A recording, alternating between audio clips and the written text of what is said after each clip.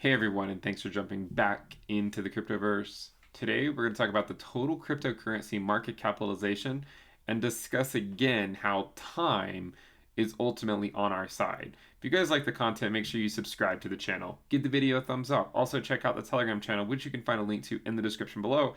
And don't forget to hit the bell icon if you want to stay updated on future videos. So let's go ahead and jump in. So the last video we put out was showing that the dollar was actually having a bit of a surge.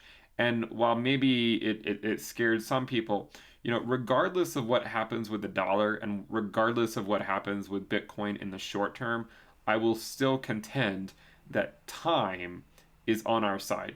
Okay, if your time frame here is not like 1 week or 4 weeks or a short time frame, I think time is on our side, so I would say relax, be patient.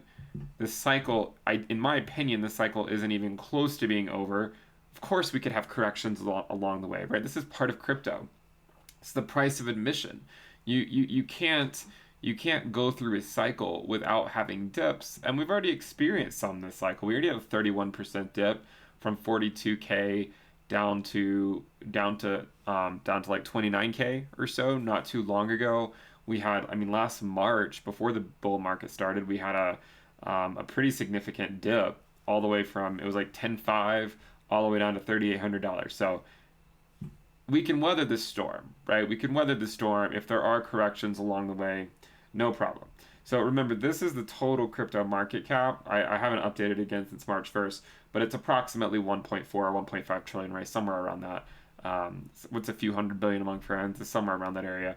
And the trend line, the fair value was at 560 billion, which again represented a 155% overvaluation. So this is just the chart I want to show again, and just remind people, especially those that are new to the space, that when you take a step back and you sort of look at the entire asset class and you go through this and you see these corrections and you're like, wow, look at this bull market. These are some nasty corrections in here. If you look at this bull market, you might say, oh, look at this. We had a nice little dip. This was an 80% drop. this was an 80% drop, at least in the price of Bitcoin. I don't know exactly what it dropped in terms of the market cap, but it was fairly significant. So remember, it looks easy when you take a step back, but sometimes when you live through it, it can be a little bit more challenging. And then you look at, say, this last bull market that we had a few years ago. We had several 30-40% corrections. It all looks nice from here when you take a step back, but a lot of these corrections were pretty nasty. And if for the people that were here back then, I remember back in the summer, it was kind of scary because, I mean, we didn't really know if it was going to, because it was a pretty nasty correction back in the summer before we got into the last part of the year where it had another surge, right? This correction here was a pretty nasty correction. Ultimately, now we can look back on it in hindsight and see, oh, well, we continued along the way. But at the time, we had no idea what was going to happen. I also remember one of these surges over here. I believe it was this one, and just thinking like back then, okay, it went up, but then it still came back down, and just thinking like, okay, like how long is it going to take? But when you take a step back, again, it makes everything so much clearer. So when you take a look at this cycle so far, let's look at our bottom back in December of 2018. We had a nice move through 2019 that took us to 14K, and then we ultimately retraced back to $3,800. Now, I don't think Bitcoin's ever going to go back to anywhere close to $3,800, and I don't even know if we're about to get a correction or not, right? I mean, we might not, but even if we did get a correction, whether it happens now or let's say Bitcoin goes to 75K and then we get a sizable correction, time is still on our side. And if you look, remember, if you look at, say, sort of some projections here, we're going to be looking to say, I would say, get to the top, maybe not quite the green band, the green line you see up here, because we can see that it is decreasing in terms of the distance from the market cap to the green band is significant here. It's not as much here on this one. It reduces down. What I could do is I could actually just fit these points to give us a little bit more accurate projection, but all it is essentially an extension of the red line. So what I would say is that we're at a point where I don't really think there's much reason to be too concerned. Okay, I still have a lot of my crypto.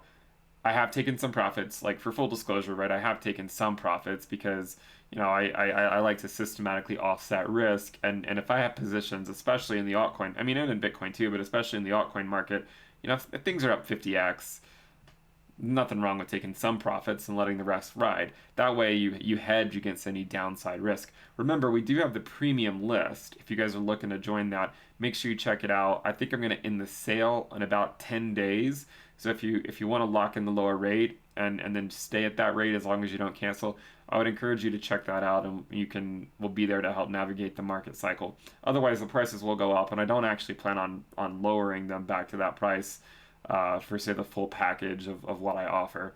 So just something as a reminder, just check it out. You can find a link to that in the description below if you want to lock in the sale on the premium list. You get access to the weekly reports, the weekly videos, the Telegram alerts channel, the Telegram chat room, the risk dashboard, the trading view indicators, and there's another thing I just launched that everyone's really liking. So check it out if that's your thing. You can always cancel after a month. And we actually also have a lifetime option as well. You can find a link to that in the description below. If not, subscribe to the channel, right? At least support the channel, give the video a thumbs up. So what I would say is we're sort of in a spot where there's really no reason to panic, right? I mean, Bitcoin's at 47K. If it goes down to 40K, who cares, right? If it goes down to 35K, who cares? If it goes up to 60K, I still don't think there's any reason to be that up in arms over where we currently are in the cycle.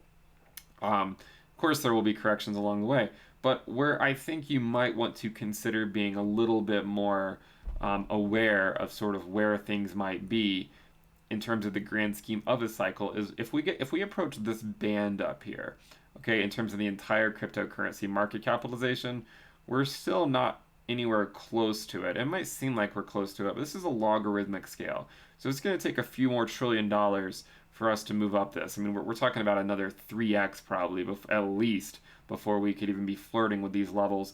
And the current market cap at approximately 1.4, 1.5 trillion, let's just say 1.5. That means we would need to go to almost say like 4.5 trillion before I would start to get somewhat worried in the short term of a more say sustained correction that could last more than a year. So I think time is on our side. Of course, we could always have corrections back to the downside. I mean, I don't think we're completely out of the woods in terms of being above 1 trillion. But you never know, right? I mean, maybe we'll stay above 1 trillion, maybe we won't. Even if we don't, I think this is going to just be something we look back on in the cycle and say, yeah, we either had a little correction or we didn't. But in terms of the grand scheme of the market cycle, it's not going to be something that we really look at too closely, I think, because it's still fairly close to the fair value line, relatively speaking. I mean, if you consider 155% close, but in terms of where we've been in the past, right, the percent difference between the price and the regression line, we're nowhere close. Several 100% to go in terms of the entire cryptocurrency asset class, not just Bitcoin. So I don't think we're anywhere close to it. Yeah, we're going to have corrections. If you look in 2013, again, we had a pretty major correction. Didn't stop us from making it back to the line up here. Okay, we had 40% corrections here. Didn't stop us from making it back up. Time is on our side, and that's ultimately, I think that's ultimately what you just need to consider. If you're new to cryptocurrency, 10% drops in a day can be somewhat concerning.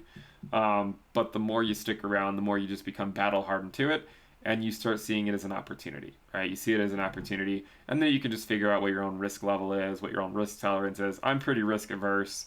I don't like taking on too much risk, personally speaking. First of all, I do like taking on risk. That's why I'm in crypto in the first place. But the way I manage my crypto positions is from a fairly risk averse point of view, and a lot of times that actually does work out, right? A lot of times you will get dips, and then you can kind of move back into the market if you did take profits. The downside is if you do take profits and it doesn't dip, then you might not necessarily be able to buy back in at the price you want, but there's other ways you can spend that money, right? You can pay off your loans, pay off a house, or get a lower interest or a lower risk, get like say a mutual fund or something and use the what you're gaining there to pay off a mortgage, or put it in a low risk account and just use the interest to pay off some of your debts. And then you'll have more money to play around with in crypto in the future. Um, Regardless, I think that in terms of the grand scheme of the cycle, we have a long ways to go. Um, and I would not be too concerned whether it dips or not. And again, no one really knows if it's going to dip, but it's something we're going to keep an eye on, especially with DXY moving above its 20 weeks. So keep an eye on that. Let's see if it sustains it. If it sustains it and continues moving up, that's probably not good for Bitcoin. But if it's a fake out and comes back down, then I don't necessarily see Bitcoin having a local top necessarily at 58K, right? We can continue higher. There's nothing necessarily stopping us from that. So if you guys like the content, remember to subscribe to the channel, give the video a thumbs up. Remember to check out the premium list. You can find a link to the sale in the description below. And if you find yourself constantly worrying, like a lot of us might do from time to time, just take a step back. Take a step back, look at where we are, recognize that even in the event of a correction, we're still on track. We're still on track, and we're going to be looking to see somewhere if we get to this region up here. And you can see that the longer it takes us to get there, I think the higher we can ultimately go. So if we get there sooner rather than later, then I doubt we'll trend as high. But if it takes us longer, then I imagine we could trend higher in terms of the total cryptocurrency market capitalization. Thank you guys for tuning in. I'll see you next time. Bye.